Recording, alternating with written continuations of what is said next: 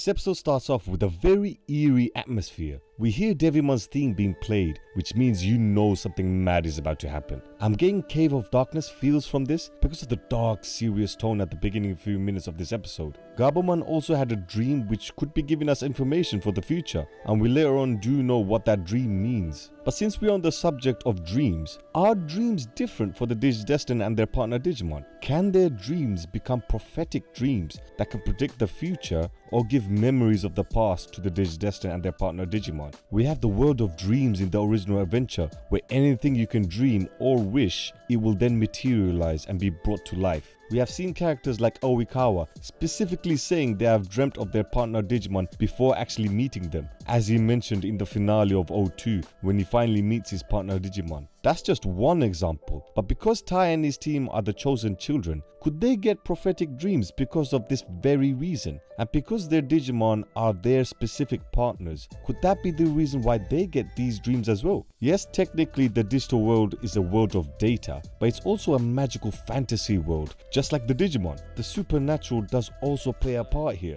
That's why I mentioned the world of dreams. It gets revealed later on that Garurumon was having the dreams of the past, where CresGarurumon was fighting. Prophetic dreams might play a role for the final arc of this series, or we might even get the return of the world of dreams to this series. Zanbamon makes his entrance here, slicing up parts of the forest. Greismon, Storabimon and Hanuman also make their entrance. Greismon and Hanuman are attacking Zanbamon, but it's no use. They both die at the hands of Zanbamon. Matt and Gabumon help Storabimon escape from Zanbamon. This is what I'm talking about, the fantasy element of the digital world. Zanbamon disappeared as soon as the sun arises, similar to a werewolf from our own monsters of legend. I like what they're doing with Izzy. He's like Zordon for the Digidestined team. Whatever help and advice they need, they just ask him over the Digivice. I need to say this, I love the dark mist surrounding the forest before Zanbamon makes his entrance. You know he's coming and you feel the dread as soon as you see the mist. I don't know why Matt doesn't make Garurumon digivolve straight into Metal Garurumon. Zanbamon himself is a Mega, so it would make sense to do a Mega versus Mega to give yourself a fighting chance. Because we see all of Weregarurumon's attacks are not working.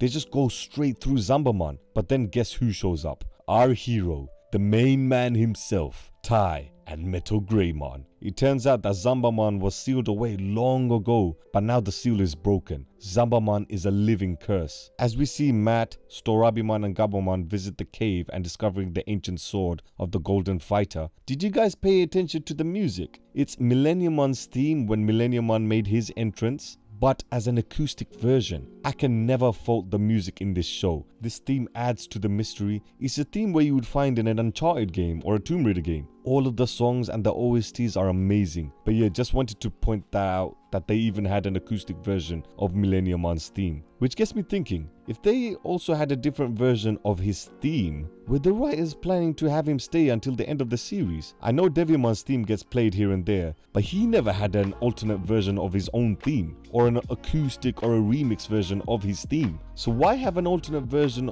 of Millenniumon's theme if you're not going to use him right at the end of the series? Anyway, they find the sword and they use it in battle against Zanbamon, but it's no use. Zanbamon was still too much. Then Matt got involved in the fight. The sword is as big as a tree, but both him and Weregarurumon blocked Zanbamon's attacks using the ancient sword, which triggered the crest of friendship. I really like that both of them were helping each other out. Both of them were struggling against this demonic Digimon, but were willing to put their lives on the line, which was the reason why the crest triggered the digivolution to CresGarurumon. And of course, CresGarurumon beats him easily, outpacing Zanbamon every time they both strike at each other. But guys, did you notice Zanbamon's face? It looked like the digital tears were coming out of his eyes. I think these were tears of relief. He has been cursed for so long, and now the Golden Fighter has returned to break the curse, and now finally he can rest. This was a good episode, but again, why was Tai here? He literally maybe had 2 minutes of screen time.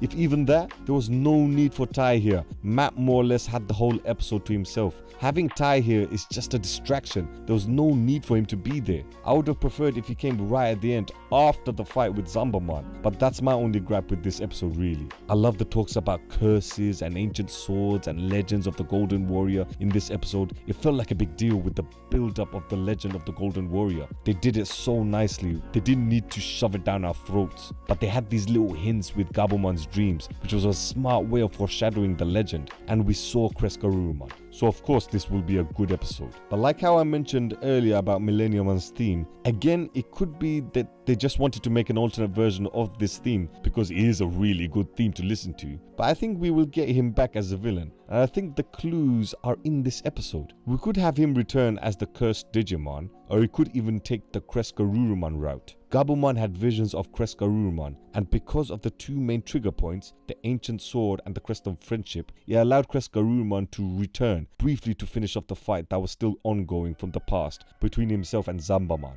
Millenniumon could do something similar with that. Have the spirit of Chimeramon haunt Tai's Agumon, because Tai's Agumon can still Dark Digivolve into Machinedramon, and you need both of them to DNA Digivolve into Millenniumon. That could be a way for him to return. If the dream foreshadowing technique can work in a positive light with CresGarurumon, then surely it can also work in a negative light as well. But guys, don't take this too seriously. You know me, I'm all about those crazy theories. Anyway, thank you for watching this review. Please let me know your thoughts in the comments down below. And as always, care for nothing.